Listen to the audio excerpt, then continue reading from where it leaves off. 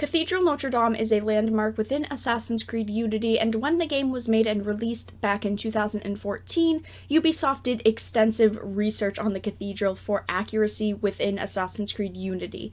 They modeled it in-game down to the brick, and it took nearly 2 years to actually complete in-game.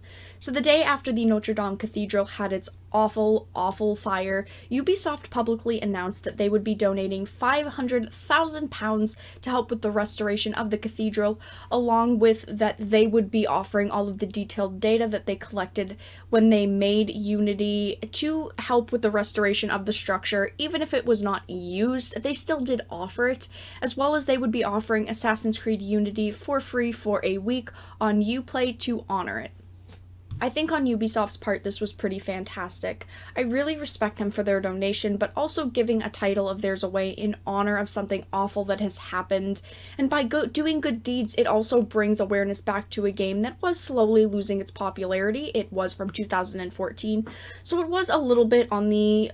it's getting a little bit on the more outdated side, you could say, but either way, if they're not used in the reconstruction of the cathedral, they still have the designs that they had used way back when designing the structure in their game, and it really shows that they're doing their part with trying to preserve history in any way possible by giving the donation, by offering the game, and just trying to bring awareness to it, but also offering the blueprints in a way that they had for the structure. Now, the game was sitting at 6 out of 10s and 65 and 75% on most websites along with Steam, because the game in general had a lot of problems when it initially launched, and a lot of people actually did not like Unity. It is one of the lowest rated Assassin's Creed games in the franchise, so I think that that's actually funny in this situation.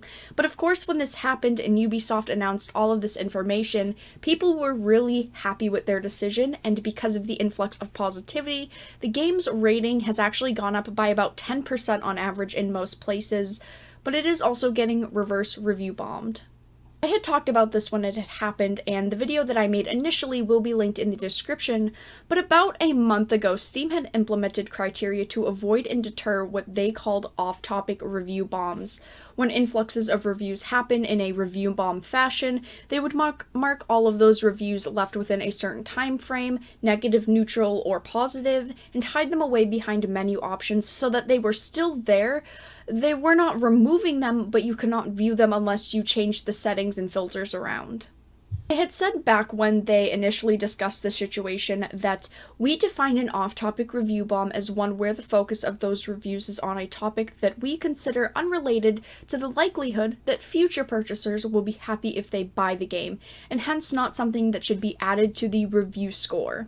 Steam, Assassin's Creed Unity is getting reverse review bombed. It is being flooded with positive reviews due to how Ubisoft handled the situation and the Notre Dame tragedy, and Steam has shown their true colors once again.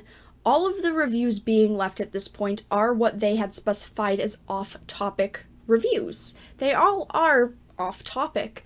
They are all messages to support Ubisoft and Notre Dame in general, but they are technically unrelated to the likelihood that future purchasers will be happy if they buy the game, since a lot of the reviews do say things along the lines of, Assassin's Creed Unity is currently free at Uplay from April 17th to April 25th, and simply for Notre Dame.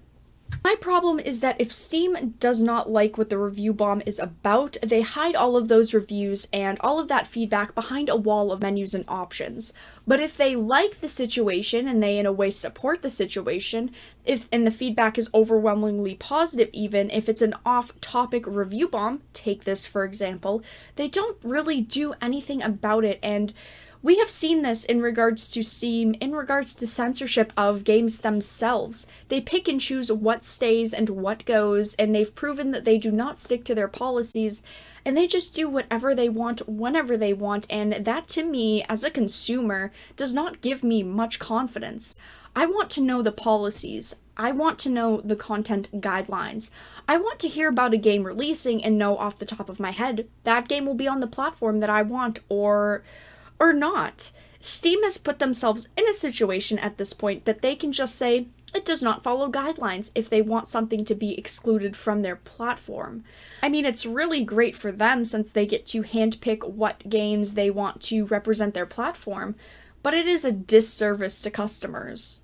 I am not saying that these reviews are unimportant. I am not saying that I want these reviews hidden behind menus and options, but the negative review bombs should be allowed on just like the positive ones.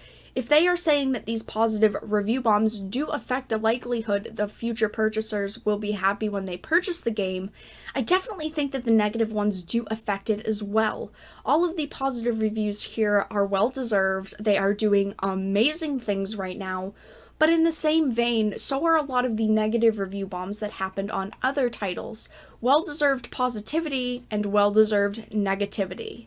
A lot of people have said that review bombs are a way for customers to communicate with a company when they do not feel like they have or see a direct way, and we see with this, the positive reviews Ubisoft is getting, customers are very happy about what Ubisoft is doing, so they are using one of the only methods available to say, hey Ubisoft, you're doing a fantastic thing, just like when people feel companies have done negative things.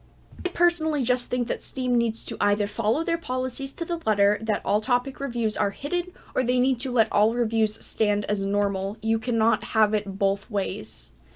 But that is all that I wanted to talk about today. I hope that you all enjoyed this video. If you did, make sure to give it a like, and of course if you did not, make sure to give it a dislike. I appreciate your support either which way, but I hope that you enjoyed, and I will talk to you guys again really soon.